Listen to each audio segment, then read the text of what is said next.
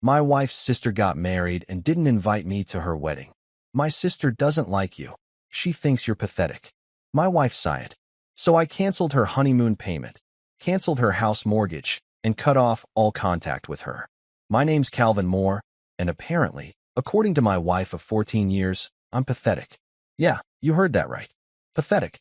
Not a little boring, or kind of lame, or even sometimes embarrassing at parties. Nope. Full-blown, unfiltered, soul-crushing pathetic. And you know what the real kicker is? She said it while buttering toast. Casually, like she was telling me we were out of milk or that it might rain later. Just another Thursday morning in the Moore household. Except this particular Thursday came with a side of emotional devastation served on our wedding china. Let me paint you a picture here. I'm sitting at our kitchen island, the one I picked out, by the way, because Renee said she didn't have time for furniture shopping, drinking my coffee and scrolling through my phone when I noticed something weird. My buddy Trent had texted me a screenshot of a wedding invitation. Not just any wedding invitation, mind you, but one for Renee's sister Claudia's upcoming nuptials. Big, fancy, embossed lettering, the whole 9 yards. Dude. Trent's message read, "Even I got invited to your sister-in-law's wedding. You going?"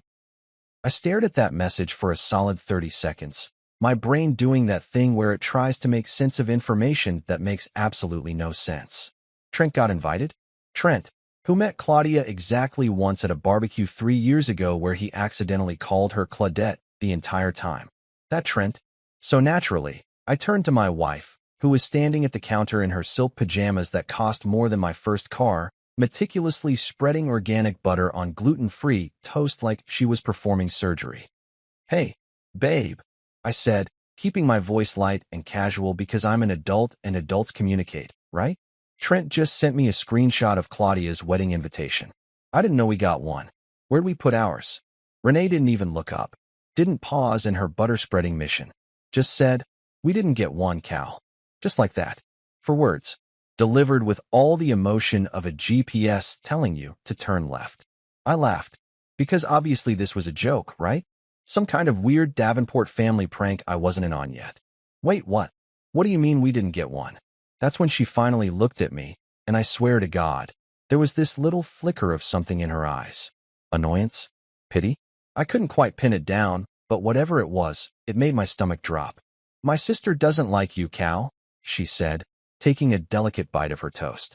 "She thinks you're pathetic." Then she picked up her coffee mug, the one that said, "But first, champagne," in gold cursive, and took a sip like she'd just commented on the weather forecast. Pathetic. The word just hung there in the air between us, taking up space like an uninvited guest. I felt it hit me square in the chest, and for a second, I couldn't breathe. Not because I'm some fragile flower who can't handle criticism, but because this was my wife. The woman I'd been married to for 14 years. The woman I'd supported through 3 failed business ventures, 2 spiritual awakenings, and 1 very expensive 6-month, finding herself, trip to Bali. And she just sat there, calmly eating toast, while casually dropping the news that her family thought I was pathetic and had apparently held a family vote to exclude me from a major life event. Let me give you some context here, because I'm not just some guy who showed up and married into this family yesterday. I'm 45 years old, a mechanical engineer with a damn good job at a firm that designs components for aerospace companies. I'm not curing cancer or anything, but I'm good at what I do, and I make solid money. When Renee and I got married, I thought I was pretty lucky. She was beautiful, charming, came from what I naively thought was a good family. Her people had money, old money, the kind that came with expectations and country club memberships and casual references to summering, places like that's a verb normal people use. The Davenports. God, where do I even start with these people? Renee's mother, Margot, is the kind of woman who wears pearls to the grocery store and refers to anyone who shops at Target as quaint. She runs this charity organization that's supposedly about helping underprivileged kids, but somehow 90% of the budget seems to go toward her wardrobe and administrative lunches at 5-star restaurants. Then there's Claudia, Renee's younger sister, who's 28 and calls herself an influencer because she has like 12,000 Instagram followers. Her big claim to fame was a post about vegan candles that went viral.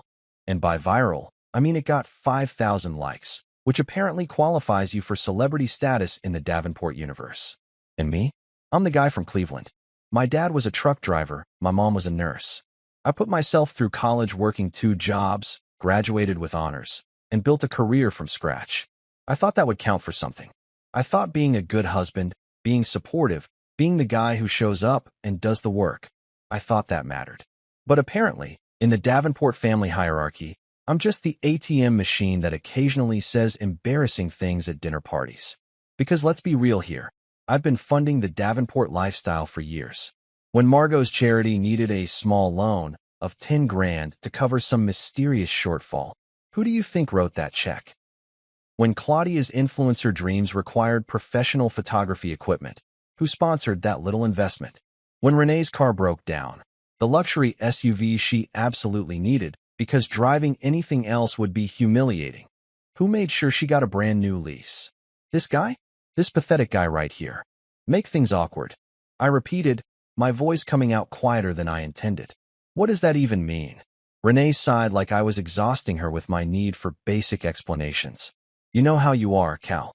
At family dinners, you tell those long work stories that nobody really follows. You wear those old sweaters that have stains. You don't really fit. She said fit, like it was a euphemism for something much worse, like I was a puzzle piece that someone had jammed into the wrong spot, and now the whole picture was ruined. I sat there, coffee getting cold in my hand, and felt something shift inside me. It wasn't anger exactly. It was more like clarity. Crystal clear, high-definition clarity. This woman, this family, they'd been tolerating me, using me, probably laughing about me at their brunches and their charity galas and their precious family gatherings.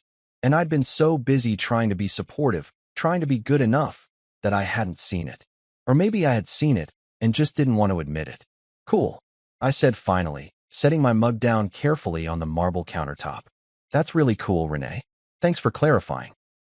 She looked at me with something like concern, but it was superficial, the kind of concern you show when your phone battery is low, not when you've just destroyed your husband's dignity. Don't be dramatic, Cal. It's just one wedding. You can stay home, watch the game, or whatever. Watch the game, or whatever. Like I'm some sitcom dad whose entire existence revolves around beer and sports. Like I don't have feelings or pride, or any reason to be hurt that my wife's entire family voted me off the island, and she didn't even have the decency to defend me. I forced a smile. It was the kind of smile that probably looked more like a grimace, but I held it. You're absolutely right, I said. I am pathetic. You know what else is pathetic? Paying for a lifestyle you can't afford on your own. Let's see how pathetic feels when the bills stop paying themselves. Renee's eyes widened slightly, but I was already standing up, grabbing my keys, heading for the door. I had work to do, plans to make, a whole new perspective on life to embrace. Because if I was going to be pathetic, I was going to be strategically, magnificently pathetic. The kind of pathetic that comes with consequences. If you've never had the displeasure of dining with the Davenport family, let me tell you, you're missing out on a truly special form of psychological torture. These people could teach a masterclass in passive-aggressive wealth flexing and casual cruelty disguised as concern. Every single family dinner feels like I'm being auditioned for a role I'm never going to get, and the casting directors are already disappointed before I even open my mouth. Renee's mother, Margot Davenport, is what happens when you give a narcissist unlimited funds and a subscription to Vogue. The woman is 63 but looks 45 thanks to what I can only assume is a team of plastic surgeons working around the clock. She's got this thing where she touches her pearls whenever someone says something she considers beneath her, which is basically everything that comes out of my mouth. Last month at dinner, I mentioned that I'd fixed our garbage disposal myself, and she literally gasped and clutched her pearls like I'd just confessed to performing amateur surgery. You put your hands in the drain, Calvin? How very resourceful. The way she said resourceful made it sound like a disease you catch from not having enough money. Her charity, Margot's Mission for Youth, is supposedly dedicated to helping underprivileged children get access to education and opportunities. Noble cause, right? Except somehow, every single fundraiser seems to involve $1,000-a-plate dinners at country clubs, and Margot's administrative expenses include a new Chanel suit for every board meeting. When I once gently suggested that maybe more of the donated money should actually go to, the kids, Margot looked at me like I'd suggested she start shopping at Walmart. Calvin, darling, she said, patting my hand like I was a confused child. One must look successful to attract successful donors. It's called optics. Yeah, optics. That's what we're calling embezzlement these days. Then there's Claudia, the golden child, the baby of the family, the influencer extraordinaire. I've never met anyone more convinced of their own importance based on so little actual accomplishment. Don't get me wrong, the girl's beautiful. She's got the same striking features as Renee, the kind of looks that photograph well and open doors. But she's 28 years old and has never held what most people would consider a real job. Her entire career consists of posting photos of herself at expensive restaurants, wearing clothes that brands occasionally send her for free, and writing captions about living authentically and manifesting abundance. Her crowning achievement was a post about vegan candles, literally just picture of some candles with a long caption about sustainable living. That got 5,000 likes. 5,000. Not 5 million. Not even 50,000. 5,000. And based on that, she now introduces herself at parties as a digital entrepreneur and lifestyle curator. I remember the candle incident specifically because Claudia brought it up at dinner for literally 6 months straight. You know, my vegan candle post really resonated with people, she'd say, swirling her organic wine. I think I'm finally finding my voice as an influencer. Meanwhile, I'm sitting there having just finished designing a component that's going to be used in satellite technology. But sure, let's talk about your candle photography skills for another hour. And Renee? God, Renee. My wife has spent our entire marriage trying to prove to her family that marrying me wasn't a mistake, which is hilarious because the harder she tries, the more they seem to pity her. She's like a contestant on a game show where the prize is her family's approval, and the game is rigged because she married someone from Cleveland whose father drove trucks. At family dinners, she laughs too loud at her mother's jokes, agrees with everything Claudia says, and occasionally throws me under the bus as a sort of offering to the Davenport gods. Oh, Kel doesn't really understand fine wine. She'll say when I have the audacity to order something I actually like. Or, he's more of a beer and sports guy. Which isn't even true. I barely watch sports. But it fits their narrative of me as the blue-collar husband who somehow tricked their precious Renee into marriage. The dinners themselves are a carefully choreographed performance of superiority. We always meet at places with names like the Primrose or Chateau Wellington, restaurants where the menus don't have prices and the portions could fit in a thimble. Everyone dresses like they're attending a gallery opening, and conversations revolve around 3 topics. Places they've traveled, people they know who are more successful than you, and subtle digs at anyone not present to defend themselves. Did you hear about the Hendersons? Margot will say, leaning in conspiratorially. They had to sell their summer house in the Hamptons. Apparently, Richard's business isn't doing as well as they'd led everyone to believe. How embarrassing. And everyone will nod sympathetically while secretly celebrating someone else's downfall. The night before Claudia's wedding, we had one of these delightful family dinners. It was at some new French place that Margot had discovered, the kind of restaurant where the waiters explain each dish like they're describing fine art. We were celebrating Claudia's upcoming nuptials, and the conversation was even more insufferable than usual. Her fiancé, Marcus, was there, this finance bro type with slicked back hair and a watch that cost more than my car.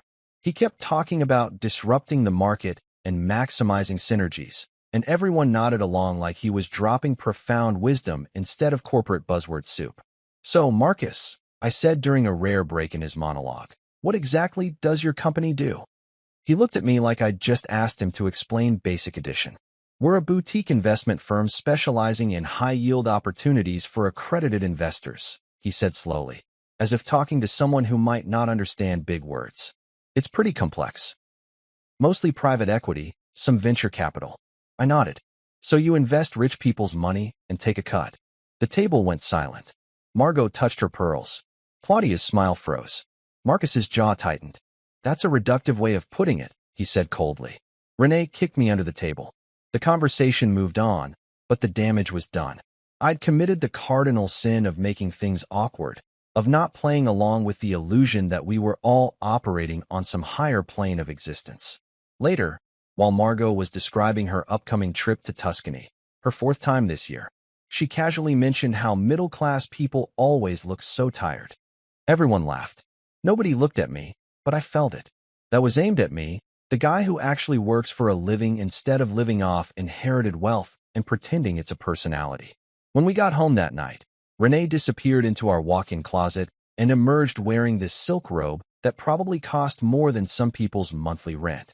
She was checking her phone, scrolling through photos of wedding dresses or flower arrangements, or whatever people obsess over before weddings they're actually invited to.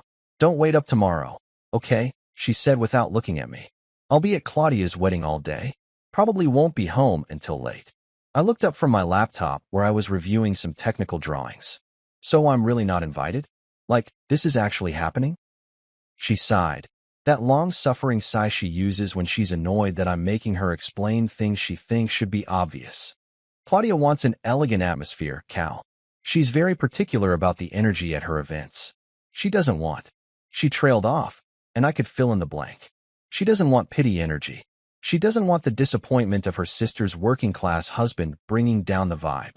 She doesn't want to explain to her fancy friends why one of the guests shops at regular stores and thinks a nice dinner costs $50 instead of $500. "Got it," I said, my voice flat. "Elegant atmosphere. Can't have the mechanical engineer ruining the aesthetic." Renee's expression softened slightly, but it was performative, the kind of sympathy you show a dog that's not allowed on the furniture. "It's not personal, Cal. It's just, you know how my family is." Oh, I knew exactly how her family was. I'd been dealing with their casual contempt for over a decade. I'd smiled through their backhanded compliments, funded their emergencies, showed up to their events, and played the role of the grateful outsider who was lucky to be associated with the Davenport name. And now, apparently, I wasn't even good enough for that. "Hope she enjoys the honeymoon," I said, turning back to my laptop. Renee paused, one hand on her phone, her face showing the first flicker of confusion. "What honeymoon?" I smiled, not looking up from my screen. "Exactly." She stood there for a moment, trying to figure out if I was joking, then shook her head and walked away. I heard her bedroom door close. Yeah, we'd been sleeping in separate rooms for months, another thing I'd been pretending not to notice. I sat there in the dim light of my office, listening to the silence of my own house, and felt something crystallize inside me. It wasn't just anger, though there was plenty of that.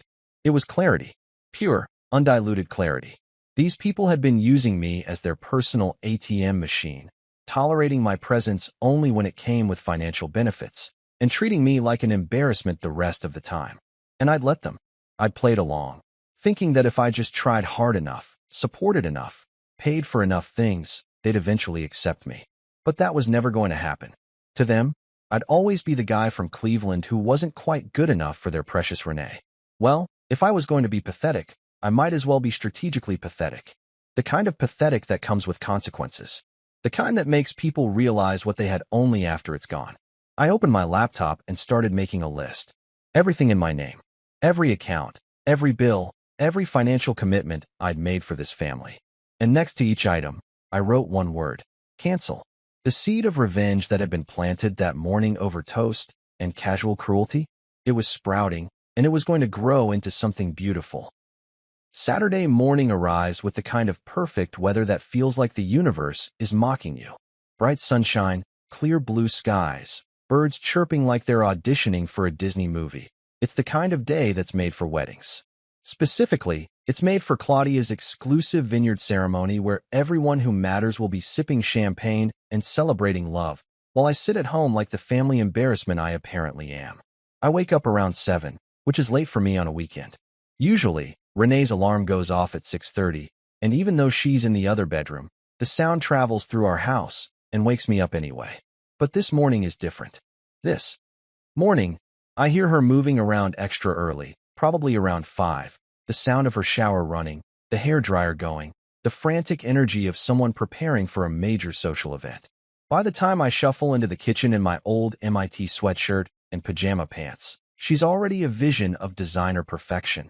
Hairstyled in those loose waves that somehow cost $200 at the salon, makeup flawless, wearing a dress that probably has a name instead of just a price tag.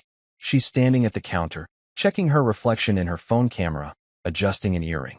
When she sees me, there's this flicker of something across her face. Guilt? Discomfort?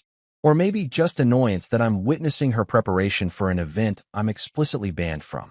Morning, she says, her voice tight. There's coffee in the pot. How generous. She made coffee before abandoning me for her family's elegant celebration. I should probably write her a thank you note. Have fun at the wedding, I say, pouring myself a cup. My voice is flat, emotionless, and I can see it throws her off. She was probably expecting anger or sadness, some kind of emotional reaction she could feel guilty about or use as evidence that I'm being dramatic. Instead, I'm giving her nothing. Just a bland, neutral statement that could mean anything or nothing at all. Cal, she starts, and I can hear the familiar tone. She's about to launch into some speech about how this isn't personal, how I should understand, how family dynamics are complicated. I hold up my hand. It's fine, Renee. Really, you should get going. Don't want to be late. She studies me for a moment, her perfectly painted lips pressed together, then nods. I'll probably be home late. The reception is going until midnight, and then there's an after-party at the estate. Of course there is. Can't just have a normal wedding reception like regular humans. The Davenports need an after-party at the estate because apparently 12 hours of celebration isn't enough. Cool, I say. I'll be here, doing pathetic things. Maybe I'll reorganize my sock drawer. Really lean into the whole mediocre husband vibe. She flinches at that, actually flinches, but she doesn't apologize. Doesn't say, you know what, this is wrong. You should come with me. She just grabs her designer clutch, the one I bought her for Christmas last year, and walks out. I hear her car start, the expensive purr of the engine I'm still making payments on, and then she's gone. The house feels different in the silence. Bigger somehow. Emptier. I stand in the kitchen drinking my coffee, looking around at this life I've built. This beautiful house in a nice neighborhood with its granite countertops and stainless steel appliances. The framed photos on the walls, mostly of Renee, some of us together back when she still smiled at me like she meant it. The furniture we picked out together, except together, mostly meant her choosing and me nodding and paying. When exactly did I become a supporting character in my own life? I finish my coffee, rinse the mug, and walk into my home office. It's the one room in the house that's entirely mine. My desk, my books, my engineering manuals and technical drawings. Renee calls it Cal's Cave, in that affectionate but not really way that's supposed to be cute, but mostly sounds condescending. I sit down at my desk, open my laptop, and pull up a blank document. At the top, I type, financial inventory, things that are about to change. Let me tell you something about being a mechanical engineer. We're trained to think systematically, to break down complex problems into manageable components, to see how all the pieces fit together. It's not just about designing parts. It's about understanding systems, dependencies, consequences. And right now, I'm looking at the Davenport family system, and I'm realizing that I'm the load-bearing wall. Remove me, and the whole structure collapses. It's almost beautiful in its simplicity. I start making a list, and with each item I type, I feel this weird sense of calm washing over me. It's not rage, exactly. It's more like the feeling you get when you finally solve a problem that's been bothering you for months. Everything just clicks into place. First item, the house. Our beautiful 4-bedroom colonial in Westchester is in my name only. Renee insisted on that when we bought it 6 years ago because of some complicated thing with her trust fund and tax implications that I didn't fully understand but went along with because I wanted to make her happy. Her name isn't on the deed. Her name isn't on the mortgage. This house, which she's decorated and redecorated approximately 8,000 times, which she hosts her book club in, which she uses as a backdrop for her Instagram posts about grateful living. It's entirely mine. I make a note. Mortgage, sole ownership, full control. Second item, the honeymoon. Oh, the honeymoon. This one's my favorite. When Claudia got engaged to Marcus 3 months ago, there was this family dinner where Margot was going on and on about how they needed to have a proper honeymoon befitting the Davenport name. Somewhere exotic, somewhere exclusive, somewhere that would photograph well for Claudia's Instagram. The problem was, and I remember this conversation vividly, Marcus's company was going through some temporary liquidity issues. Rich people speak for, we're broke right now. And Claudia's influencer income, shockingly, doesn't quite cover luxury resort vacations. So guess who Margot looked at with those expectant eyes? Guess who got the phone call the next day about investing in family bonds and helping the kids start their marriage off right? This guy? This pathetic guy. I paid for the entire honeymoon package. $14,800 for 12 days at some ultra-luxury resort in the Maldives. Private villa, personal butler, couple spa treatments, the works. I put it on my credit card, and Margot promised she'd reimburse me eventually, which is code for, "This is a gift, but we're not going to call it that, because then we'd have to actually thank you." The reservation is in my name because, again, I'm the one who paid for it. I pull up the resort's website, find their contact information, and make a note. Maldives honeymoon. Cancellation deadline is 48 hours before check-in. They check in Monday. I glance at the calendar. Today is Saturday. I've got time. Third item, joint bank account. When Renee and I got married, we opened a joint checking account for household expenses. The plan was that we'd both contribute proportionally to our incomes. Except Renee's income from her part-time job at her mother's charity, a job that mostly consists of attending lunch meetings and posting on social media, amounts to maybe $20,000 a year. My engineering salary is substantially more than that. So over the years, the joint account has basically become my account that Renee has access to. I'm the only one who makes significant deposits, but she's got a debit card and uses it freely for everything from groceries to those spontaneous shopping trips that somehow always total more than $1,000. I log into our bank account and check the balance. $17,342, all from my paychecks. I open a new browser tab and start the process of opening a separate personal checking account. It takes about 15 minutes. Modern banking is remarkably efficient when you're planning financial revenge. Fourth item, her car. Renee drives a Mercedes GLE 350. It's leased, and guess whose name is on that lease? If you guessed the pathetic mechanical engineer, you'd be correct. The monthly payment is $850, and I've been making it automatically from my account for 3 years. I pull up the dealership's contact information and add it to my list. Fifth item, credit cards. We have 3 joint credit cards. I'm the primary account holder on all of them. Renee uses them like they're magical pieces of plastic that spontaneously generate money. I'm the one who pays the bills every month. Current combined balance across all 3 cards, $22,000. I feel my blood pressure rising just looking at the number. By the time I finish my list, it's almost 9 in the morning. The wedding ceremony starts at 11, which means right now, Renee is probably arriving at the vineyard, air-kissing her family members, helping Claudia with last-minute details, and absolutely not thinking about her pathetic husband sitting at home. That's fine. I'm not thinking about her either. I'm thinking about system failures and cascading consequences and how satisfying it's going to be to watch this whole house of cards collapse. I pick up my phone and call Trent. He answers on the second ring, his voice gravelly with sleep. "Dude, it's Saturday morning. This better be good." I lean back in my chair, feeling genuinely happy for the first time in days. "Oh, it's good. Remember how I told you about the wedding situation?" He laughs, suddenly more awake. "The one where her whole family banned you?" "Yeah, I remember. I'm still invited, by the way. Got my invitation right here on the fridge. It's embossed. Of course he's still going." Trent thinks the whole thing is hilarious and decided to attend just to report back on the drama. "Well," I say slowly, "I've decided to take your advice about not letting it go." There's a pause, and then Trent's voice comes back, filled with gleeful anticipation. "Oh man, what are you planning?" I look at my list, at all these carefully documented pieces of financial control, and smile. Let's just say I'm about to let go of a lot of things. Right into financial oblivion. Trent laughs so hard I have to hold the phone away from my ear. When he finally catches his breath, he says, "You're terrifying, man. Seriously terrifying. Pathetic, remember?" I correct him, still smiling. Terrifying is a promotion. We talk for a few more minutes, and Trent offers to help however he can, which mostly involves him promising to document the moment when the news of my financial exodus reaches the wedding reception. After we hang up, I sit in my office, surrounded by the evidence of my soon-to-be former life, and feel something I haven't felt in years, powerful, in control, free. The calm before the payback feels a lot like peace. There's something deeply therapeutic about systematically dismantling your own life. I know that sounds unhinged, but hear me out.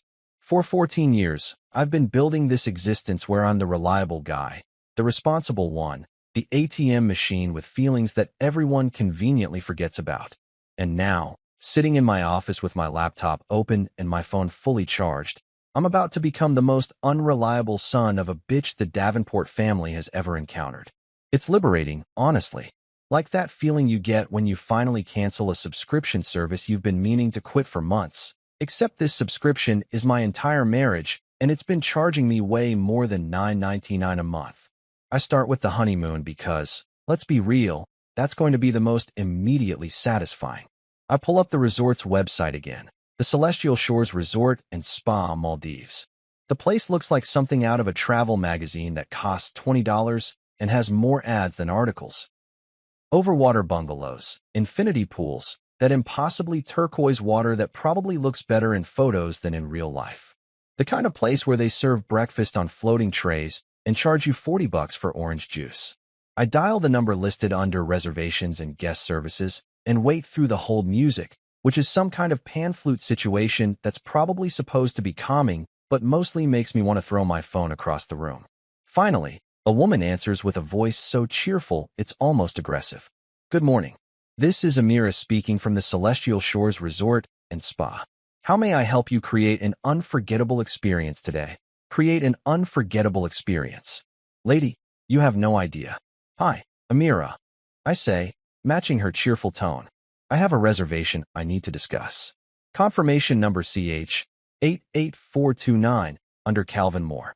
I hear her typing. And then there's this little intake of breath that people do when they pull up an expensive reservation. Ah yes, Mr. Moore. I have your booking right here. The premium overwater villa package for 12 nights, checking in this Monday. This is such a beautiful choice for your daughter's honeymoon. Are you calling to confirm any special arrangements? We have some wonderful add-ons available. Actually, Amira, I interrupt, keeping my voice pleasant. I need to cancel the reservation. Completely. Full cancellation. There's a pause, and I can practically hear her brain short-circuiting. People don't cancel $15,000 honeymoons to the Maldives. That's not a thing that happens in her world. Oh, she says, her voice deflating like a balloon. I'm so sorry to hear that. May I ask if there's a particular reason? Perhaps we could reschedule instead? We do have some flexibility with our booking policies for special circumstances. I consider telling her the truth, that my wife's family thinks I'm pathetic and didn't invite me to the wedding. So I'm canceling the honeymoon I paid for as an act of justified revenge. But that seems like a lot to unload on poor Amira, who's just trying to do her job. Let's just say that the bride's family doesn't appreciate pathetic people funding their paradise vacations. I say. Also, there's been a change in the family dynamics. A pretty significant one, actually. She's quiet for a moment, and I wonder if she's dealt with this kind of situation before. Probably not. I understand, sir, she says, her voice now professional and slightly sympathetic. I'll process the cancellation immediately. According to our policy, since you're canceling more than 48 hours before check-in, you'll receive a 50% refund. That would be $7,400 back to your original payment method within 7 to 10 business days. 50%. I'm losing over $7,000, but you know what? Worth it. Absolutely worth it. That's fine, I say. Go ahead and process it. I hear more typing, and then she says, the cancellation is complete, Mr. Moore. You should receive a confirmation email shortly. Is there anything else I can help you with today? Yeah, Amira. You can help me by imagining the look on Claudia's face when she and Marcus show up at the airport Monday morning and discover their luxury honeymoon has evaporated. No, that's everything. Thanks for your help. I hang up and immediately pour myself a bourbon. It's 10:30 in the morning, which is definitely early for hard liquor, but I'm canceling my sister-in-law's honeymoon while she's actively getting married, so I think I've earned it. I take a sip and savor the burn. Step 1, complete. I pull up my email and, sure enough, there's already a cancellation confirmation from the Celestial Shores Resort and Spa. I screenshot it and save it to a folder I've labeled Financial Independence Day. Yes, I'm that petty. Yes, I'm documenting everything. Next up, the mortgage. This one's more complicated because I can't just cancel the mortgage. That's not how mortgages work, and despite what the Davenports might think, I'm not an idiot. But what I can do is change the payment authorization and make sure that Renee has absolutely no access to making decisions about our house. I call our bank, get transferred to the mortgage department, and spend 20 minutes on hold listening to a recording tell me how much they value my business. If they valued it that much, maybe they'd answer the damn phone faster. When I finally get a human being on the line, a guy named Derek who sounds like he'd rather be literally anywhere else, I explain that I need to update the account information on my mortgage. I'm the sole owner of the property, I tell him, and I want to ensure that I'm the only one authorized to make any changes to the account. Can we add some security restrictions? Derek sounds confused. Sir, if you're the only name on the mortgage, you're already the only one who can make changes. Is there a specific concern? Just want to make sure everything's locked down, I say.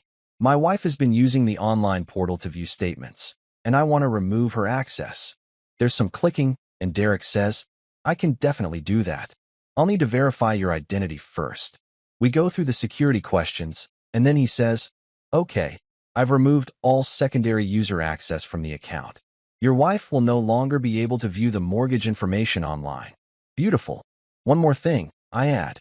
Can you change the mailing address for statements? I want everything sent to my office instead of the house. I give him my work address, and Derek processes it without question. By the time I hang up, it's almost 11. The wedding ceremony is starting right about now.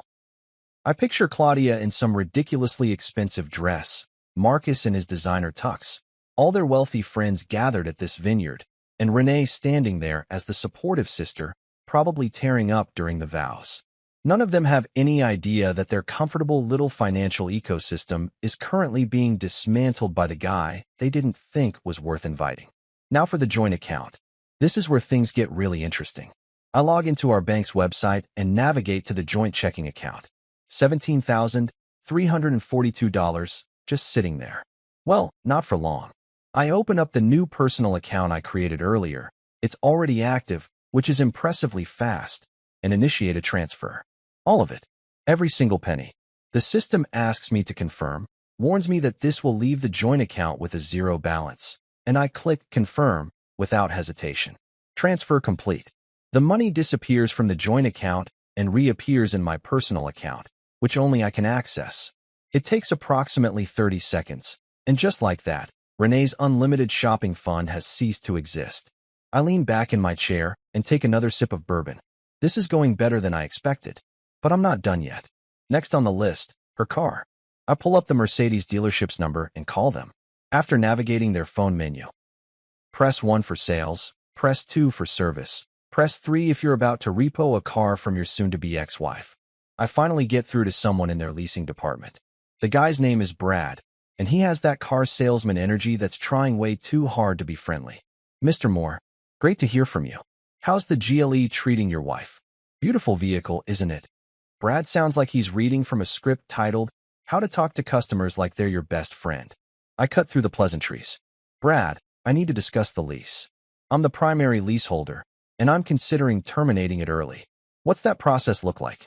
There's a pause, and I can hear Brad's smile faltering through the phone. Early terminations mean he doesn't get to upsell me on a new lease. Well, sir, we certainly hate to lose your business. May I ask why you're looking to terminate? Perhaps there's an issue with the vehicle we can address. No issue with the car, I say. Issue with the driver. Brad clearly doesn't know how to respond to that, so I continue. What are my options here? I want the car returned to you guys. Soon. More clicking, and Brad says, let me pull up your account. Okay, so you've got about 14 months left on the lease. If you terminate early, there's a termination fee, plus you'd be responsible for the remaining lease payments, although we can discuss some options. Or, he perks up here, sensing a sales opportunity. You could trade it in for a new lease, and we could roll everything into a new agreement. How much to just end it and return the car? I ask. Brad does some calculating. With the termination fee and remaining payments, you're looking at about $11,000. 11 grand to get Renee's Mercedes out of my life. I think about those monthly $850 payments I've been making for 3 years. I think about how she never once thanked me for the car, just complained when I suggested she might want to consider something less expensive. Here's what I want to do, I tell Brad. Schedule a pickup. I want you guys to come get the car. Monday morning, first thing. Brad sounds uncertain now. Sir, we need the keys, and typically the leaseholder brings the vehicle to us. I interrupt him. Brad, I'm the leaseholder. My name is on everything. The car is currently at my house. I'm authorizing you to pick it up Monday morning. I'll have the keys ready. Can you make that happen? There's a long pause, and then Brad says, "Let me check with my manager." He puts me on hold, and I wait, finishing my bourbon. When he comes back, he sounds more serious. "Mr. Moore, my manager says we can arrange a pickup for Monday morning between 8 and 10 a.m. We'll need you to sign some paperwork." "Perfect," I say. "Email me whatever I need to sign, and I'll have it ready. Keys will be in the mailbox." Renee usually sleeps until 9 on weekdays. By the time she wakes up Monday morning, her car will be gone. Vanished. Just like my willingness to fund her lifestyle. After I hang up with Brad, I check the time. It's almost noon. The wedding ceremony is probably wrapping up, and they're all moving into the reception. Cocktail hour, probably. Fancy appetizers that cost more per bite than most people spend on lunch. Everyone's happy, celebrating, completely oblivious. I stand up, stretch, and look around my office. For the first time in years, I feel like I'm actually in control of my own life. Not reacting, not accommodating, not bending over backward to make other people comfortable. Just making decisions. My decisions. About my money, my assets, my future. I pick up my phone and text Trent. Honeymoon canceled. Joint account emptied. Car being repoed Monday. How's the wedding? He responds immediately. "Dude, you're my hero. Wedding is boring. Everyone's fake smiling. Claudia's dress is ridiculous." Updates later. I smile and pour myself another bourbon. It's not even 1 p.m. yet, and I've already dismantled 3 major pillars of the Davenport family's comfortable existence. And the best part? They have no idea. Right now, they're all at that vineyard, toasting to love and happiness and new beginnings, completely unaware that their world is about to implode. Sometimes revenge isn't a dish best served cold. Sometimes it's best served while they're distracted, celebrating, too busy congratulating themselves to notice the foundations crumbling beneath them. I raise my glass to the empty room. To financial freedom, I say out loud, and to being gloriously, magnificently pathetic. The afternoon passes in this weird, suspended state of calm. I'm sitting in my house, drinking bourbon that's way too expensive to be day drinking, but not expensive enough to impress the Davenports, watching college football that I'm not really paying attention to, and waiting. Just waiting. Because I know what's coming. I know that at some point today, the reality of what I've done is going to hit them like a freight train made of declined credit cards and canceled reservations, and I want to be present for it. Not physically present, obviously. I'm not invited to their elegant celebration, but spiritually present. Emotionally available for the chaos. Around 3 in the afternoon, my phone buzzes. It's a text from Trent, and it just says, "Reception just started. Open bar. These people can drink." I text back, "How's the bride?" He responds with a photo, a sneaky shot from his table of Claudia and Marcus at the head table, both of them looking like they're posing for a magazine cover even while eating. She keeps checking her phone. Trent adds, "Probably making sure people are posting about her wedding." I laugh out loud. Of course she is. Can't just enjoy your own wedding. You have to make sure it's being properly documented and shared on social media. That's very on-brand for Claudia. I'm about to respond when my phone rings. Unknown number. I consider letting it go to voicemail, but something tells me to answer. "Hello." There's a pause, some background noise, music, chatter, the unmistakable sound of a party in full swing. Then Renee's voice, tight and strained, trying to sound casual, but failing completely. "Cal? Hey, weird question. Did you do something with our joint account?" My heart rate doesn't even increase. I'm that calm. I take a sip of my drink and say, "Define something." Her voice gets sharper. "I just tried to buy a drink at the bar. They're charging for the premium stuff, and my card declined. So I checked the app, and the account is at zero. Zero, Cal. Where did the money go?" I let the question hang there for a second, really savoring the moment. This is it. This is the beginning of her understanding that pathetic has consequences. "I moved it," I say simply. "Moved it? What do you mean you moved it? Where?" She's trying to keep her voice down, but I can hear the panic creeping in. I imagine her standing in some corner of the reception venue, probably near the bathrooms, trying to hide the fact that she's having a financial crisis at her sister's wedding. I opened a personal account. I explained, my voice maddeningly reasonable. Transferred all the money there. Figured since I'm the only one who actually puts money into that account, it should probably just be mine. Simplifies things. There's silence. Complete silence. I can still hear the party noise in the background, But Renee's not saying anything. I wait, genuinely curious about how she's going to respond. When she finally speaks, her voice is shaking. Cal, this isn't funny. That's our household money. That's for bills and groceries and your shopping trips? I interrupt. And your salon appointments? And your spontaneous purchases that always seem to total about $1,000. More silence. Then, we can talk about this when I get home. Just, can you transfer some money back? I'm at my sister's wedding, and I don't want to make things awkward. I finish for her. Yeah, I know how much you hate awkward situations. Like, say, having to explain to your family why your husband isn't at a major family event. I hear her take a sharp breath. That's what this is about. You're punishing me because of the wedding invitation? Punishing. I laugh, and it's not a nice laugh. No, Renee. I'm not punishing anyone. I'm just aligning my finances with my new status as the pathetic family member who isn't worth including in celebrations. Pathetic people don't fund parties they're not invited to. It's like a whole thing. She starts to say something, but I'm not done. Oh, and while I have you on the phone, you should probably know that I canceled Claudia's honeymoon this morning. The one to the Maldives? Yeah, that's not happening anymore. They'll find out Monday when they try to check in and discover the reservation doesn't exist. I hear her gasp, like I've just told her I burned down the reception venue. You didn't. I absolutely did. I say cheerfully. Got a nice little refund, too. Well, half. But still, $7,000 back in my pocket. Might use it to take myself on a vacation. Somewhere elegant. Create the right atmosphere, you know? Now she's really panicking. I can hear it in her breathing, in the way she's struggling to form words. Cal, you can't. Claudia's going to. Oh my God, Mom is going to lose her mind. Why would you do this? Because I'm pathetic, remember? My voice is harder now, the bourbon-fueled good mood shifting into something colder. And pathetic people apparently don't deserve basic respect or inclusion. So why should I keep paying for your family's lifestyle?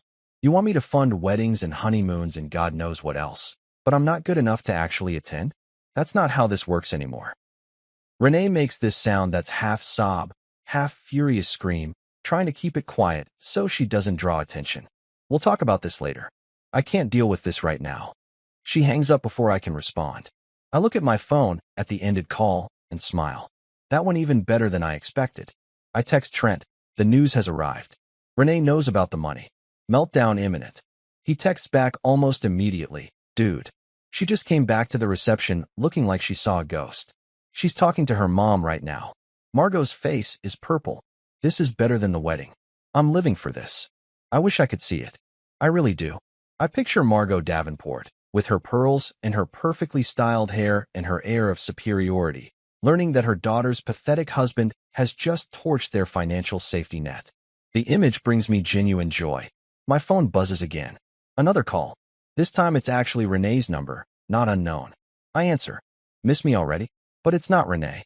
It's Margot, and she sounds like she's about to spontaneously combust. Calvin Moore, what on earth do you think you're doing? Her voice has that clipped, upper-crust rage that rich people do when they're furious but trying to maintain decorum. You've upset Renee terribly, and on her sister's wedding day of all days. This is completely inappropriate. You know what else is inappropriate, Margot? I say, my voice dangerously calm. Not inviting your son-in-law to a family wedding. That's pretty high up there on the inappropriate scale. She makes this dismissive sound, like I'm being ridiculous. That was Claudia's decision, and she had her reasons. But that doesn't give you the right to sabotage. Sabotage. I interrupt. I'm not sabotaging anything.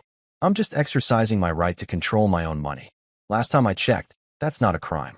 Although speaking of money, Margot, remember that $10,000 I loaned your charity last year? The one you were going to reimburse eventually? I'm going to need that back. Soon. I can practically hear her choking on her own indignation. That was a donation, Calvin. For underprivileged children. Funny, you called it a loan at the time. I say. And I've got the text messages to prove it. So either it's a loan that needs to be repaid, or it's a donation and you've been committing fraud. Which one would you like me to tell the IRS it is? Dead silence. I've got her and she knows it. You're being vindictive, she finally says, her voice icy. This isn't like you. You're right, I agree. The old me would have just taken the insult, smiled, and kept paying for everything. But that guy? He's gone. You're talking to the new Cal, and he's pathetic, remember? Pathetic enough to stop being your family's personal bank. Margot's voice gets quieter, more dangerous. You're going to regret this, Calvin. You're destroying your marriage over a petty grudge. I laugh, and I mean it. My marriage was already destroyed, Margot. You just didn't notice because I was still useful. But here's the thing about being pathetic. Once you've got nothing left to lose, you become really unpredictable. Sleep on that. I hang up before she can respond. My phone immediately starts ringing again, but I silence it. I've said what I needed to say. The rest is just noise. Over the next hour, my phone explodes. Texts, calls, voicemails. Renee calls 6 more times. Margot calls twice. I even get a call from a number I don't recognize that turns out to be Claudia, sobbing about her honeymoon and how could I ruin her special day. I let them all go to voicemail. Every single one. I'm done explaining myself. Done justifying. Done being the reasonable one who absorbs everyone else's dysfunction and pays for the privilege. Around 5 p.m., I get a text from Trent with a photo. It's a shot of the reception, and you can see Renee and Margot in the background, huddled together, both of them on their phones looking stressed. Claudia is visible too, sitting at the head table with her face in her hands while Marcus rubs her back, looking confused. The caption reads, "The vibe has shifted. Half the family is in crisis mode." Margot just yelled at a waiter. "This wedding is a disaster, and I'm here for it." I text back, "Still haven't told them about the car yet. Saving that for Monday." He responds with 3 skull emojis and, "You're evil." I love it. My phone buzzes with another voicemail. I consider ignoring it, but curiosity gets the better of me. I put it on speaker and listen. It's Renee, and she's crying. Actually crying, not the manipulative tears she sometimes uses to get her way. Real, desperate crying. "Cal, please. Please just call me back. I don't understand what's happening. Why are you doing this? We can fix this. Whatever's wrong, we can fix it. Just, please, call me." I listen to the message and feel nothing. Not satisfaction, not guilt, not regret. Just nothing. That probably says something about the state of my marriage. But honestly, I think it said something about my marriage when my wife casually called me pathetic over breakfast and didn't invite me to her sister's wedding. I'm just catching up to reality. I pour myself another drink. I've lost count at this point, but I'm not driving anywhere, so who cares, and settle back into my chair. The football game is still on, but I'm not watching it. I'm thinking about Monday morning. About Renee waking up to find her car gone. About Claudia and Marcus arriving at the airport for a honeymoon that doesn't exist. About Margot trying to maintain her composure while her carefully constructed family image crumbles. My phone buzzes one more time. It's a text from Renee. "Calvin, why is my card declined? And why did the hotel say our honeymoon was canceled?" I look at the message for a long moment. Then I text back one single word, "Pathetic." Then I mute her number, silence my phone completely, and smile. Let them figure it out. Let them scramble. Let them feel what it's like when the foundation they've been standing on suddenly disappears. I've spent 14 years being the foundation, being the support system, being the guy who makes everything work while getting treated like an embarrassment. Not anymore. Now I'm just a pathetic guy who learned to stop caring what the Davenports think. And honestly, it feels amazing. The first thing I notice when I wake up Sunday morning is the silence. Not just regular quiet, but the kind of profound silence that comes from having your phone completely muted and your life temporarily free from other people's chaos. No notifications buzzing. No emergency calls about declined credit cards. No desperate voicemails from people who suddenly care about my existence now that my wallet isn't available. Just pure, beautiful, uninterrupted peace. I lie in bed for a while, staring at the ceiling, and realize this is the first time in maybe a decade that I've woken up without some kind of anxiety gnawing at my stomach. No dreading the next family dinner where I'll be subtly insulted. No worrying about what financial emergency is going to hit my bank account next. No wondering if today's the day Renee finally notices I'm a human being with feelings. Just nothing. Empty, calm nothing. It's glorious.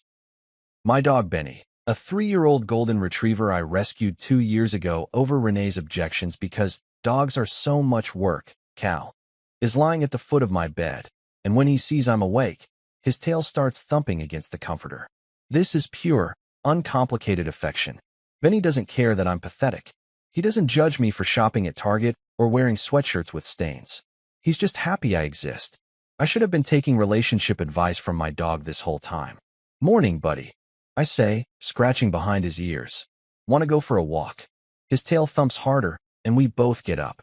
I throw on running shorts and an old engineering conference t-shirt, clip Benny's leash on, and we head out into the neighborhood. It's a beautiful morning. Cool air, clear sky, the kind of October day that makes you understand why people write poems about fall. We walk for about an hour, and I don't think about Renee or her family even once. I think about absolutely nothing, and it's therapeutic in a way that my actual therapist would probably approve of. When we get back home, I make myself a real breakfast.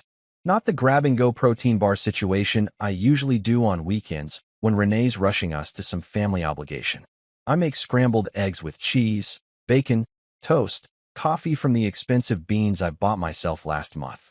I sit at the kitchen table. Not the island where I got called pathetic, the actual table that we never use because Renee thinks it's too casual. And I eat slowly, reading the news on my tablet, feeding Benny pieces of bacon under the table. This is what Sunday mornings should feel like. Relaxed, unhurried. Mine. Around noon, curiosity gets the better of me, and I unmute my phone. The screen immediately lights up like a Christmas tree. 47 text messages, 23 missed calls, 14 voicemails. It's almost impressive. I scroll through the texts without opening them. Don't want to give anyone the satisfaction of seeing I've read their messages. Most are from Renee, escalating from pleading to angry to confused to angry again. A few from Margot, all of which I can tell from the preview text are dripping with righteous indignation. 3 from Claudia that are just strings of angry emojis. And 1 from a number I don't recognize. I open that one because I'm curious. It says, Mr. Moore, this is Marcus Thornton, Claudia's husband. I think we need to have a conversation man to man about your behavior. This is unacceptable and frankly unhinged. Call me. I read it twice and then actually laugh out loud. Marcus Thornton, finance bro extraordinaire, wants to have a man-to-man conversation with me about acceptable behavior. The same Marcus who refers to people as resources and once told me at a family dinner that poor people just need to work harder while discussing his company's layoffs. That Marcus wants to lecture me about being unhinged. I text back, Hi Marcus. Thanks for reaching out. Unfortunately, I'm too pathetic to take financial advice from someone whose honeymoon I just canceled. Best of luck with married life. Pro tip, maybe try funding your own vacations. Then I block his number. One problem solved. Monday morning, I'm up at 6:30 out of pure anticipation. This is the day the car gets repossessed. The day Claudia and Marcus show up at the airport for their non-existent honeymoon. The day everything I set in motion crashes into their lives like a meteor made of consequences. I make coffee, feed Benny, and position myself in my office where I have a clear view of the driveway. Renee still hasn't come home. She texted me Saturday night, saying she was staying at her mother's house, which is fine by me. More peaceful that way. At 8:15, right on schedule, a flatbed tow truck pulls up in front of our house. A guy in a dealership uniform gets out, checks his clipboard, and walks up to the mailbox where I've left the keys exactly as promised. He opens the Mercedes with the fob, does a quick walk around with his phone to document the car's condition, and then loads it onto the flatbed with the efficiency of someone who does this all day, every day. The whole operation takes maybe 10 minutes. I watch from my window, sipping my coffee, feeling like I'm watching the world's most satisfying home improvement show. The truck drives away, and I take a photo of my empty driveway. I text it to Renee with the caption, just FYI, the Mercedes is gone. Lease terminated. You'll need to find alternate transportation. Then I silence my phone again before she can respond. I don't need to see her reaction. I can imagine it perfectly well.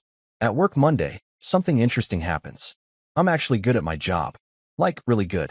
When I'm not distracted by family drama or worrying about what financial crisis is going to ambush me next, I'm a damn competent mechanical engineer. I finish a design proposal that's been sitting on my desk for 2 weeks. I collaborate with my team on a new project. I even crack jokes during our morning meeting, and people laugh. Real laughs, not polite acknowledgement laughs. My coworker Rachel notices. She's a structural engineer, late 30s, divorced, perpetually caffeinated, and one of the few people at work I actually consider a friend. During lunch, she sits down across from me in the break room and says, Okay, what happened to you? I look up from my sandwich. What do you mean? You're different, she says, studying me like I'm a blueprint she's trying to decipher. You're like, lighter. Did you get a new haircut? Start taking vitamins? Join a cult. I laugh. No cult. Just stop paying for problems that insult me. She raises an eyebrow. That sounds like a story. So I tell her. Not all of it, but the highlights. The wedding exclusion. The pathetic comment. The systematic financial extraction I've executed over the past few days. Rachel listens, and her eyes get progressively wider. When I finish, she's quiet for a second, and then she says, "Holy shit, Cal. You're like a financial assassin." I shrug. I prefer recently liberated, but sure, we can go with assassin. She grins. No, seriously. This is incredible. I mean, it's also kind of terrifying, but mostly incredible. Your wife called you pathetic and didn't invite you to a family wedding, so you just dismantled their entire financial structure? That's some Count of Monte Cristo level revenge. Is it revenge if I'm just taking back what's mine? I ask. Rachel considers this. Philosophically, probably still revenge. But justified revenge. The best kind. She leans back in her chair. So what happens now? Are you getting divorced? It's a fair question. One I've been avoiding thinking about too hard. Probably, I say. I mean, I don't see how we come back from this. Even if I wanted to, which I don't. She's never going to forgive me for embarrassing her family. Good, Rachel says firmly. You deserve better than someone who thinks you're an embarrassment. You're smart, successful, funny when you're not stressed out of your mind. Any woman would be lucky to have you. I feel my face getting warm. Thanks, Ratch. She waves her hand dismissively. I'm not hitting on you. Well, maybe a little. But mostly I'm just saying you should recognize your own worth. Stop letting people treat you like you're lucky they tolerate you. The rest of the day passes quickly, and when I get home that evening, I notice something. The house feels different. Emptier, obviously, because Renee's still not here. But also better. Like the absence of tension has changed the actual atmosphere. I can breathe deeper. My shoulders aren't up around my ears. I'm not unconsciously bracing for criticism or requests or passive-aggressive comments about my clothes or my friends or my life choices. I make myself dinner, just pasta and a salad, nothing fancy, and eat it while watching a documentary about deep-sea exploration that Renee would have hated. She thinks documentaries are boring, says she doesn't want to learn things when she's trying to relax. I finish the documentary, watch another one about the Mars rover, and then take Benny for a late-night walk around the neighborhood. When we get back, I check my phone one more time before bed. There's a voicemail from Renee, left about an hour ago. Against my better judgment, I listen to it. Her voice is different this time. Not angry, not crying. Just tired. Defeated. Cal, she says quietly. I don't know what you want from me. I don't know how to fix this. My family is furious. Claudia won't stop crying about the honeymoon. Mom says you've shown your true colors. And I don't understand. We've been married for 14 years. Doesn't that mean anything to you? I listen to the whole message and then delete it. Because here's the thing. Yes, 14 years means something. It means 14 years of being tolerated instead of celebrated. 14 years of funding a lifestyle I was never truly part of. 14 years of trying to be good enough for people who were never going to accept me. That means something, all right. It means I wasted 14 years, and I'm not wasting any more. I get ready for bed, and Benny jumps up to sleep at the foot of the mattress, something Renee never allowed because it was unhygienic. I don't stop him. I lie there in the dark, listening to his gentle snoring, and feel something I haven't felt in so long I almost don't recognize it. Contentment. Not happiness exactly, not yet, but contentment. The absence of dread. The presence of peace. My phone buzzes one last time. It's a text from Rachel. Proud of you for standing up for yourself. Want to grab coffee tomorrow before work? I text back. Sure. Thanks. Then I set my phone on the nightstand, pull the blanket up, and close my eyes. For the first time in 14 years, I fall asleep without worrying about who I've disappointed or what I need to pay for or how I can make myself smaller to fit into spaces that were never designed for me. I just sleep. Deep, dreamless, peaceful sleep. And in the morning, I'll wake up and keep building this new life. This pathetic, beautiful, financially independent life that's finally, gloriously mine. 3 weeks pass, and they're the best 3 weeks I've had in recent memory. I settle into a routine that's entirely my own design. I wake up when I want, not when Renee's alarm drags me into consciousness. I eat what I want. Lots of steak, burgers, the kind of food Margot would call pedestrian, while clutching her pearls. I watch whatever I want on TV. I take Benny on long walks. I excel at work because I'm not constantly distracted by family drama or financial anxiety. It's revolutionary, this thing called living for yourself. Rachel and I have coffee most mornings before work, and it becomes this thing I actually look forward to. She's funny, sarcastic in a way that's playful rather than cruel, and she treats me like an actual human being with thoughts that matter. We talk about work stuff, life stuff, nothing stuff. Sometimes she asks about the Renee situation, but she doesn't push when I don't want to talk about it. It's refreshing, having someone in my life who respects boundaries. My therapist, Dr. Kellerman, whom I've been seeing on and off for 5 years mostly to deal with marriage stress, notices the change immediately. At our next session, a Tuesday afternoon appointment I actually remember to attend because I'm not scrambling to handle some Davenport emergency. He leans back in his chair and studies me with that analytical look therapists do. "Calvin," he says slowly, "you seem different. Lighter somehow. What's changed?" I tell him everything. The wedding exclusion, the pathetic comment, the systematic financial dismantling, the 3 weeks of blissful silence. I expect him to do that therapist thing where they gently suggest that maybe my response was disproportionate, that we should explore healthier coping mechanisms, that revenge isn't the answer. Instead, Dr. Kellerman nods thoughtfully and says, "How do you feel about what you did?" Honestly, I lean back. I feel liberated. Like I've been carrying this massive weight for years and I finally just put it down. He nods again. "That's significant, Calvin. In all the years we've been working together, I've watched you contort yourself trying to meet impossible standards set by people who fundamentally don't value you. You've been in survival mode, constantly trying to prevent the next crisis, anticipate the next criticism. That's exhausting. So you don't think I'm having some kind of breakdown?" I ask, half joking. Dr. Kellerman actually smiles. "I think you're having a breakthrough. There's a difference. A breakdown is when you lose your sense of self. A breakthrough is when you find it." He pauses. "Though I will say, moving forward, we should work on establishing boundaries in healthier ways. Maybe with slightly less financial scorched earth tactics." "Noted," I say, grinning. "Next time someone calls me pathetic, I'll just use my words." He laughs. "Baby steps, Calvin. Baby steps." I leave therapy feeling validated in a way I didn't know I needed.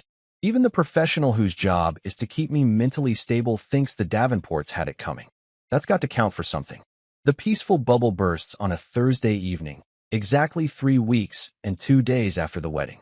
I'm at home, just finishing dinner. Chicken stir-fry that I actually cooked myself because I've been watching cooking videos on YouTube and discovering that I'm not half bad in the kitchen when I'm not stressed, when there's a knock at the door. Not the doorbell. A knock. Aggressive, insistent knocking that sounds like someone's trying to punch through the wood. Benny barks, his tail wagging because he's a terrible guard dog who thinks everyone who approaches our house is a potential friend. I look through the peephole and feel my stomach drop. It's Renee, and she looks like she's been through a war. Her hair, usually perfectly styled, is pulled back in a messy ponytail. She's wearing jeans. Actual jeans, not the designer kind that cost $300, just regular jeans and a wrinkled blouse. No makeup, or at least not the full face she usually wears. She looks exhausted and desperate and absolutely furious. I consider not opening the door. I've got every right to ignore her. This is my house, my sanctuary, my pathetic little kingdom. But curiosity wins out. I want to see this. I want to hear what she has to say after 3 weeks of radio silence on my end. I open the door, but don't invite her in. Just stand there in the doorway, Benny pushing his nose past my legs to greet her. "Cal," she says, and her voice cracks immediately. "We need to talk." "Do we?" I ask, keeping my tone neutral. Because I feel like we covered everything pretty thoroughly 3 weeks ago. You think I'm pathetic, your family doesn't like me, I'm not worth inviting to weddings. What else is there to discuss? Her face crumples, and she starts crying. Not the pretty, delicate tears she used to use when she wanted something. Real, ugly crying with mascara running and her nose getting red. "Cal, please. Please. You destroyed everything. Everything." I lean against the doorframe, arms crossed. I destroyed everything? That's an interesting interpretation. I'd say I stopped funding everything. There's a difference. She wipes her face with the back of her hand, leaving a smear of black makeup across her cheek. Claudia is furious. She and Marcus had to cancel their entire honeymoon. They showed up at the airport, and there was nothing. No reservation, no villa, nothing. Do you know how humiliating that was? They had to tell everyone they decided to postpone the trip. Sounds awkward, I say flatly. I hate awkward situations. Oh wait, that's what you said about me. That I make things awkward. Renee takes a shaky breath. My car is gone, Cal. I had to borrow Mom's old sedan just to get here. I have no access to money. My credit cards are maxed out, and I can't pay them because you took all the money from our account. I'm completely cut off. Not completely, I correct her. You still have your job at your mother's charity. That pays you. What, $20,000 a year? You can live on that. Lots of people do. They're very tired, apparently, but they manage. She stares at me like I'm speaking a foreign language. Are you serious right now? You're actually going to stand there and act like this is justified? Like you didn't just blow up our entire life over a wedding invitation. I feel my jaw tighten. It wasn't about the wedding invitation, Renee. It was about 14 years of being treated like I'm not good enough. Like I'm this embarrassing burden you all tolerate because I pay for things. Your sister didn't want me at her wedding because I'm pathetic. Your mother thinks I'm beneath you. And you. I pause, making sure she's really hearing this. You stood there eating toast and told me to my face that I make things awkward, that I don't fit. And you said it like it was just a fact, like it was obvious and reasonable that your family would exclude me. I didn't think you'd react like this, she says, her voice rising. I thought you'd be upset. Maybe we'd have a fight. But this is insane, Cal. You canceled their honeymoon. You took all our money. You repossessed my car. That's not being hurt. That's being vindictive. I actually laugh at that. Can't help it. You know what's vindictive, Renee? Spending 14 years of someone's life, letting them pay for everything, support your entire family financially, and then casually informing them they're not worth basic respect or inclusion. That's vindictive. What I did was just practical. I removed myself from a situation where I wasn't valued. She steps closer, and I can see the desperation in her eyes now. This isn't just about the money or the car or the honeymoon. This is about her realizing that the safety net is gone. That the reliable, pathetic guy who always showed up and fixed things and paid for everything has left the building. Cal, we've been married for 14 years. You can't just throw that away because your feelings got hurt. My feelings got hurt. I repeat, my voice getting dangerously quiet. Renee, you call me pathetic. Your mother treats me like I'm the help. Your sister wouldn't even look at me at family dinners. For 14 years, I've been the punchline to a joke I wasn't in on. And yeah, I could have left earlier. Probably should have. But I kept thinking it would get better. That if I just tried harder, supported more, was more understanding, your family would eventually accept me. But they never did. And you never stood up for me. Not once. She's full-on sobbing now, and part of me, a small, almost extinct part, feels bad. But the rest of me, the part that's been building up resentment for over a decade, feels nothing. Mom says you embarrassed the family, she chokes out. She says you showed your true colors, that you were always just pretending to be a good husband. I nod slowly. Your mom's right about one thing. I was pretending. I was pretending that being treated like an ATM machine with feelings was normal. That being excluded from family events while still being expected to fund them made sense. That hearing my wife call me pathetic while eating breakfast was something I should just accept. Renee looks at me with something like fear now. What are you saying? Are we getting divorced? The question hangs in the air between us. The D word. The thing we've been dancing around for 3 weeks. I look at my wife, or soon-to-be ex-wife, standing on my doorstep looking like her world is ending, and I realize something. I don't love her anymore. Maybe I haven't for a while. Maybe I've just been going through the motions, holding on to the idea of what I thought marriage should be rather than accepting what it actually was. Yeah, I say finally. Yeah, we're getting divorced. She makes this sound like I've physically struck her. Cal, no. No, we can fix this. We can go to counseling. We can work on things. I'll talk to my family. I'll make them apologize. I hold up my hand. Renee, stop. Just stop. I don't want their apologies. I don't want to fix this. I'm done. I've been done for a while. I was just too busy trying to be good enough to notice. She reaches out like she's going to grab my arm, but I step back. You can't do this. You can't just give up on us. I look at her. Really look at her. and see someone I don't recognize anymore. Or maybe someone I'm finally seeing clearly for the first time. I'm not giving up on us, Renee. There is no us. There's you and your family. And there's me funding it all while being told I'm not good enough. That's not a marriage. That's a transaction. And I'm closing the account. Her face hardens then, the tears stopping like someone flipped a switch. This is the Renee I know. The one who appears when she doesn't get her way. Fine, she says, her voice cold. Fine. If that's what you want, we'll get divorced. But don't expect this to be easy, Cal. My family has lawyers. Good lawyers. We'll fight for everything. I smile, and it's not a nice smile. Go ahead. Fight for the house that's in my name only. Fight for the money I earned. Fight for access to accounts you never contributed to. Your family has lawyers? Great. I have documentation. Every loan I gave your mother. Every bill I paid. Every financial decision I made that you all benefited from. We can lay it all out in court if you want. See how elegant that looks. She stares at me, and I can see her calculating, realizing that maybe, just maybe, she doesn't have the leverage she thought she did. You've really thought this through, she says quietly. Yeah, I say. I have. Turns out mechanical engineers are pretty good at planning. Who knew? She turns to leave, then stops and looks back at me. You're not the man I married, Calvin. You're right, I agree. The man you married was too scared to stand up for himself. Too desperate for approval. Too pathetic to realize he deserved better. But that guy's gone. You and your family made sure of that. She walks away without another word, gets into Margot's old sedan, and drives off. I close the door, lean against it, and exhale a breath I didn't know I was holding. Benny looks up at me, tail wagging, completely unbothered by the drama. I scratch his ears and say, just you and me now, buddy. And you know what? I think we're going to be just fine. The thing about blowing up your life is that people don't just accept it and move on. They try to negotiate. They try to manipulate. They launch what I've come to think of as the apology tour, a desperate, last-ditch effort to restore the status quo by pretending they've suddenly seen the error of their ways.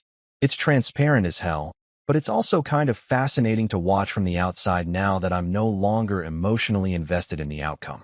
The tour starts exactly 4 days after Renee's doorstep meltdown.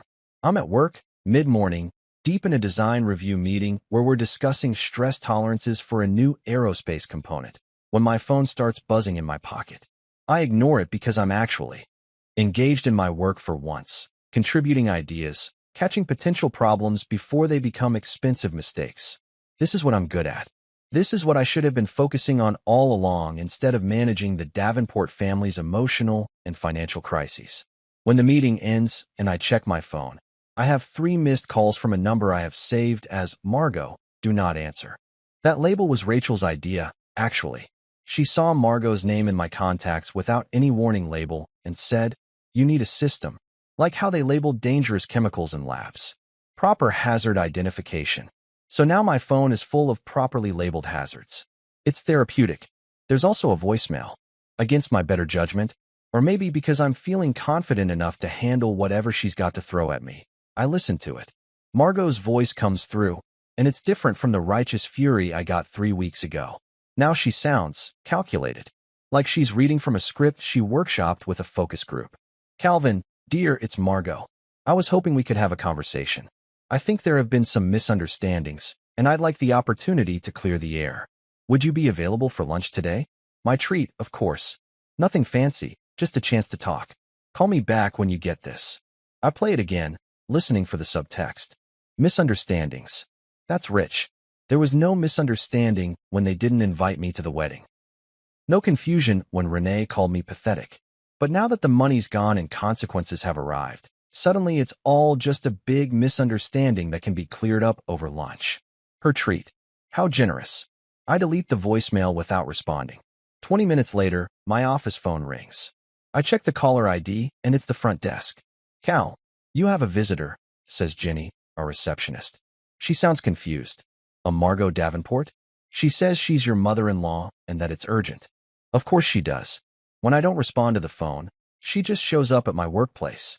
Because boundaries are for other people, not the Davenport family.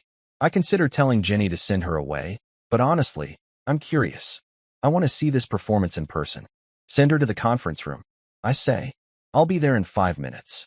I take my time, let her wait a bit, because petty is my new operating mode, and I'm leaning into it. When I finally walk into the conference room, Margot is standing by the window looking out at our parking lot like she's contemplating the view from a penthouse instead of a mid-level office building in an industrial park. She turns when I enter, and she's in full Margot mode.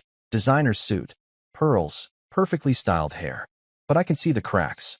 Her makeup is a little heavier than usual, probably covering stress-induced skin issues. Her smile is tight, forced. "Calvin," she says warmly, like we're old friends meeting for brunch. "Thank you for seeing me. I know you're busy." I don't sit down, don't offer her a seat, just stand there with my arms crossed. "You have 5 minutes, Margot. I've got actual work to do." Her smile falters for just a second, then snaps back into place. Of course. I'll be brief.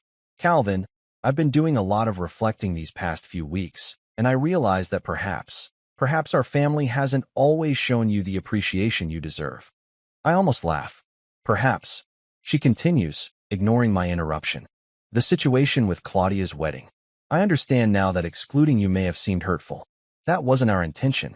Claudia was under a lot of stress with the planning, and she wanted a very specific atmosphere." I hold up my hand. "Stop. Just stop. You came all the way to my office to give me the "it wasn't personal" speech? To tell me that not inviting me to a family wedding was just about atmosphere? Margot, I've known you for 14 years. I know exactly how your family operates. This isn't a misunderstanding. This is you realizing that the guy you've been using as a personal bank finally closed his accounts." Her expression hardens for a moment. There's the real Margot, but she reins it in. "That's not fair, Calvin. We've never used you. Your family. I actually do laugh at that. Family? Family doesn't get excluded from weddings. Family doesn't get called pathetic over breakfast. Family doesn't get treated like an embarrassment while simultaneously being expected to fund everyone's lifestyle." She shifts tactics, her voice getting softer, more concerned. "Calvin, dear, we never meant to hurt you. Truly. And if we did, I'm sorry. I'm genuinely sorry. Can't we move past this? You and Renee have been married for so long. Surely that's worth fighting for." "You're not sorry, Margot," I say flatly. "You're sorry you lost access to my money. There's a difference." She opens her mouth to protest, but I keep going. "You know what would have happened if I was still useful to you? If I still had that joint account full of cash and was still paying for everyone's emergencies? We wouldn't be having this conversation. You wouldn't be at my office doing this apology tour. You'd still be making jokes about middle-class people looking tired and expecting me to smile and take it." Her mask slips completely now. I can see the calculation in her eyes, the frustration that her usual tactics aren't working. "What do you want, Calvin? What will it take for you to stop this? This vendetta?" I lean against the conference table. "I don't want anything from you, Margot. That's the part you're not getting. I don't want your apology. I don't want to reconcile. I don't want to pretend like 14 years of being treated like I'm not good enough can be erased with one lunch conversation. I just want to be left alone." She stares at me for a long moment, and I can see her recalibrating. When she speaks again, her voice has lost all pretense of warmth. "You're making a mistake, Calvin. Divorce is expensive, messy. You'll lose half of everything." I smile. "I'm a mechanical engineer, Margot. I understand how things break under stress. And I've done the math. Half of everything is still more than what I'd have if I stayed married to your daughter and kept funding your family's lifestyle. I'll take my chances." She leaves without another word, her heels clicking sharply against the floor, and I feel nothing. No guilt, no regret, no last-minute doubt. Just a mild satisfaction that I finally told Margot Davenport exactly what I think of her and her family's bullshit. Rachel catches me in the hallway afterward. "Was that really your mother-in-law?" Jenny said she looked like she was about to murder someone when she left. I grin. Former mother-in-law. And yeah, that was Margot. She wanted to apologize for the misunderstandings. Did she actually apologize? Rachel asks. Sort of, I say. In that way where you apologize for someone else's feelings rather than your own actions. Rachel rolls her eyes. Classic non-apology. What did you say? I shrug. I told her I did the math, and I'm keeping my money. She bursts out laughing. God, I love the new you. The old you probably would have forgiven them and written a check. She's not wrong. The apology tour continues over the next week. Claudia texts me, after I unblock her number out of morbid curiosity, with a message that's clearly been drafted and redacted multiple times. Uncle Cal, I've been thinking a lot about everything that happened. I'm sorry if you felt excluded from my wedding. That wasn't my intention. I was just trying to keep things small and intimate. I hope we can move past this. Family is important. Also, about the honeymoon situation. Is there any way we could work something out? Marcus and I saved up some money, but not enough for the Maldives. Maybe you could reconsider? For family. I read it 3 times, marveling at the audacity. She starts with, I'm sorry if you felt excluded, another classic non-apology, then immediately pivots to asking if I'll reinstate the honeymoon funding. For family. The family that excluded me. I screenshot it and send it to Rachel with the caption, the lion, the witch, and the audacity of this bitch. She responds with crying laughing emojis. I text Claudia back, Hi Claudia. I appreciate you reaching out. To clarify, I didn't feel excluded. I was actually excluded. You made a deliberate choice not to invite me to your wedding because your mother thought I was pathetic. That's not a feeling. That's a fact. As for the honeymoon, I'm sure you and Marcus can figure something out. Maybe try the Poconos? I hear they're lovely this time of year. Much more affordable. Best wishes. Then I block her number again. The next attempt comes from an unexpected source. Marcus himself. He calls from yet another new number. These people must think I'm stupid, and I answer because I'm actually curious what the finance bro has to say. Calvin, he starts, and his voice has that forced casualness that men use when they're trying to have a reasonable conversation. I think we got off on the wrong foot. Man to man, I think you and I can work this out without all the drama. Work what out? I ask. There's nothing to work out, Marcus. You married into a family that treated me like garbage. I removed myself from the situation, and now you're all dealing with the consequences. That's pretty straightforward. He clears his throat. Look, I get that you're upset. But canceling our honeymoon? That was a nuclear option, don't you think? Claudia was devastated. She cried for days. And I wait for him to continue. And I think you should make it right. We could set up a payment plan if money's tight for you right now. I actually laugh out loud at that. Money's not tight, Marcus. I just don't want to spend it on people who think I'm not good enough to attend their wedding. Here's a crazy thought. Maybe you should have planned a honeymoon you could actually afford instead of expecting someone you barely know to fund it. There's a long pause. Then Marcus's voice gets colder, more aggressive. You know what, Calvin? You're acting like a child. A petulant, vindictive child. Claudia's family has been nothing but welcoming to you. I interrupt him. Stop. Just stop right there. You've been in this family for what, 6 months? You have no idea what you're talking about. They weren't welcoming. They were tolerant. There's a difference. And they were only tolerant because I paid for things. Now that I've stopped, suddenly I'm the problem. Fine, he snaps. Be that way. But don't expect anyone to feel sorry for you when you end up alone and miserable. I smile even though he can't see it. Marcus, I'm already alone. And you know what? I'm the least miserable I've been in 14 years. But hey, good luck with your marriage. Pro tip. Maybe learn to fund your own lifestyle before you lecture other people about maturity. I hang up before he can respond. That evening, I'm home with Benny, making dinner and actually enjoying the quiet, when my phone buzzes with one final message. It's from Renee. My lawyer says we should try mediation before filing. Can we please just talk? I don't want this to get ugly. I stare at the message for a long time. Then I type back. It's already ugly, Renee.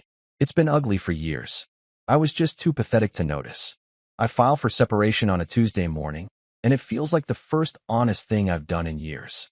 My lawyer, a sharp woman named Patricia who Rachel recommended, looks over my documentation and actually whistles. You've got everything, she says, impressed. House in your name, accounts in your name, documentation of every financial contribution. This should be straightforward. How straightforward? I ask. Very. Unless she wants to fight for things she has no legal claim to, which will just cost her money she apparently doesn't have. I sign the papers, and Patricia files them that afternoon. It's done. Officially over. I text Renee, separation papers filed. You'll be served tomorrow. I'm sorry it came to this, but I'm not sorry I'm leaving. She doesn't respond. 2 weeks later, I move into a smaller loft downtown. It's modern, minimalist, all windows and exposed brick. I decorate it with plants, vintage vinyl records, and 0 photos of the Davenports. Benny loves it, especially the dog park nearby. Rachel helps me move, and afterward, We order pizza and sit on my new couch. 6 months pass, and I'm thriving. Got promoted to senior engineer, adopted a second dog, a rescue mutt named Charlie who Benny adores, and took that Maldives trip myself. Solo vacation, and it was perfect. Trent keeps me updated on the Davenport implosion. Claudia's marriage lasted 4 months before Marcus discovered she was completely broke and bailed. Margot's charity folded after a financial audit raised questions about her administrative expenses. Renee sold her jewelry collection to cover bills and moved back in with her mother. Meanwhile, Rachel and I have been seeing each other. Nothing serious yet, just dating, but she makes me laugh and treats me like I matter. It's refreshing. I'm at the Celestial Shores now, sitting at the resort bar with an overpriced cocktail, watching the sunset over that impossibly turquoise water. The bartender asks, "Celebrating something special, sir?" Yeah, I grin. Freedom. And being gloriously, beautifully pathetic. Before I left, I sent Renee one final text. Don't worry, babe.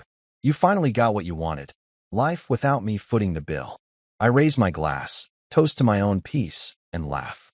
Victory never tasted so sweet.